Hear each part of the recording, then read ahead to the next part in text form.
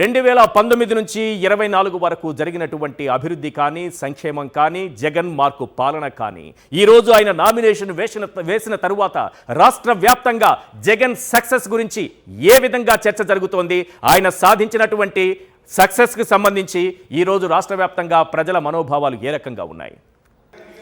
ఖచ్చితంగా ఈశ్వర్, రాష్ట్ర రాజకీయ ముఖ చిత్రం మీద జగన్ రాజకీయ అరంగేట్రం చేయకముందు చేసిన తర్వాత అని ఖచ్చితంగా చెప్పుకోవాల్సి ఉంటుంది. ఎందుకంటే రాష్ట్ర రాజకీయాల్లో జగన్ అనేది ఒక చరిత్ర, ఒక బ్రాండ్ అనేది చాలా స్పష్టంగా అర్థమైన పరిస్థితుంది. ఆయన రాజకీయ రంగ ప్రవేశం 2009లో ఎప్పుడైతే చేశారో, అంటే 2004లోనే ఆయన తన తండ్రి తరపున ఎన్నికల ప్రచారానికి సంబంధించి పులివెందులో పాల్గొన్నప్పుడు కూడా 2009లో పూర్తిగా ప్రత్యక్ష రాజకీయాల్లోకి జగన్ అరంగేట్రం చేశారు. అప్పుడు ఎన్నికల్లో కడప నుంచి ఎంపీగా పోటీ చేసిన తర్వాత భారీ మెజార్టీతో గెలిచారు. ఆ తర్వాత మనం చూసాం రాజశేఖర రెడ్డి హెలికాప్టర్ ప్రమాదంలో చనిపోయిన తర్వాత రాష్ట్ర రాజకీయాల్లో జరిగినటువంటి పెను మార్పులు ఏ విధంగా జరిగాయో చూసాం. అయితే ఏ కోసైనా కూడా జగన్మోహన్ రెడ్డి తన మొహం మీద ఉన్నటువంటి చిరునవ్వుని పోగొట్టుకోలేదు.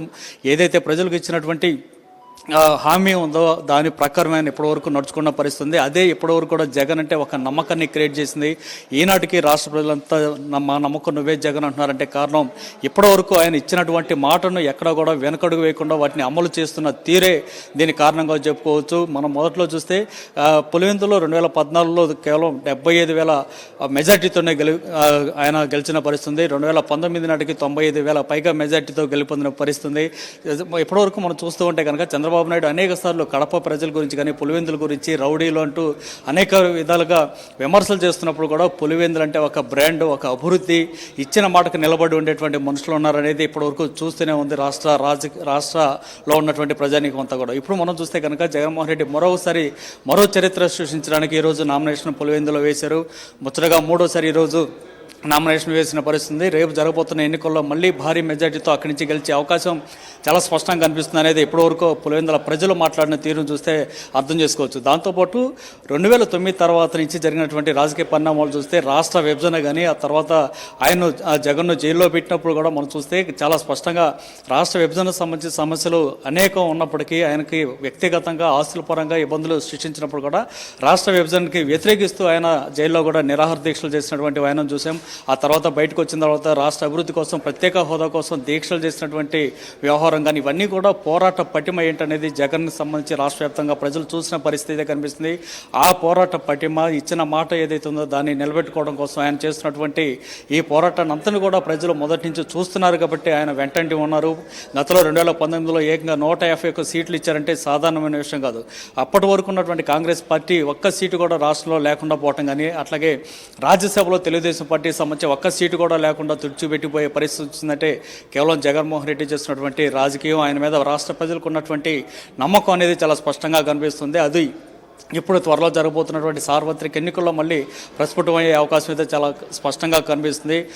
రేపు లేదా ఎల్లుండి అంటే 27 లేదా 28వ తారీఖు నుంచి 3వ విడత ఎన్నికల ప్రచారం కూడా జగన్ చేయబోతున్నారు. మరో మలుపు అయితే ఖచ్చితంగా మళ్ళీ జరగబోతుంది అనేది చాలా స్పష్టంగా అర్థమవుతున్న పరిస్థితి కనిపిస్తుంది. గతంలో జనవరి 27వ తారీఖున సిద్ధం పేరుతో మొదట భీమిలిలో సభ నిర్వహించిన తర్వాత ఏ విధంగా రాష్ట్ర ఉత్తరాంధ్ర మొత్తం కదిలి వచ్చి ఆ సభకు హాజరైందో, ఆ తర్వాత మొన్న మార్చి 27న బస్ యాత్ర పేరుతో మేమంతా సిద్ధం పేరుతో రాష్ట్ర వ్యాప్తంగా పర్యటన చేస్తే 86 నియోజకవర్గాల్లో అనుకున్న షెడ్యూల్ కంటే కూడా చాలా ఎక్కువగా ఆయన ప్రయాణం చేయాల్సిన పరిస్థితి. అంటే అంత స్థాయిలో ప్రజలు అభిమానం చూపుతూ అవలతో సహా పెద్ద సంఖ్యలో వాళ్ళు రోడ్డు మీదకి వచ్చి జగన్కు తమ సంఘీభావాన్ని తెలియజేసిన పరిస్థితి. ఇవన్నీ కూడా చూస్తుంటే రేపు మళ్ళీ 27 లేదా 28 నుంచి మొదలవుతున్నటువంటి 3వ విడత ఎన్నికల ప్రచారాన్ని కూడా అదే విధంగా ఉండబోతున్నది చాలా స్పష్టంగా అర్థమవుతుంది. దీని అంతటికీ కారణం ఏంటంటే ఖచ్చితంగా జగన్ మీద రాష్ట్ర ప్రజలకు ఉన్నటువంటి నమ్మకం, విశ్వసనీయత అనేది చాలా స్పష్టంగా అర్థం చేసుకోవచ్చు.